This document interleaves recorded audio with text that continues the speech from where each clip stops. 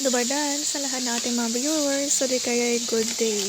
So, kamusta nga ba ang buhay namin dito sa Croatia bilang isang kahera? So, ito, ipapakita ko sa inyo ang mga produkto na ito ay galing sa aming store. Bali, itong lahat na ito ay binibigay ng aming boss. So, during yung expiration niya, kung titignan niyo ito, August 22 kahapon, binigyan na yan ng boss namin. So, pwede pa siya. Ayan, kaysa naman itatapon din lang, diba? Sayang din lang naman. So, hindi lang naman kami ng mga foreigner kumukuha dito, kundi mga local din. So, ito din yung mga, ayan, grapes or ayan, mga prutas or gulay na okay pa naman. So, kinukuha namin. Actually, kasi maalati kasi sila dito pagdating sa mga prutas at saka mga gulay.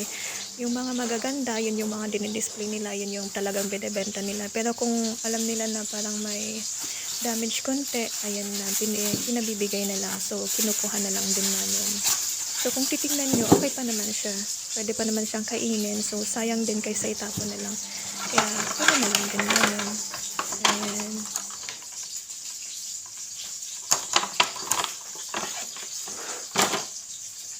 Ito, may sibuyas din. At saka, ayan. So, yung banana matagal na nakalagay dyan. Kaya, di na okay yung itsura niya.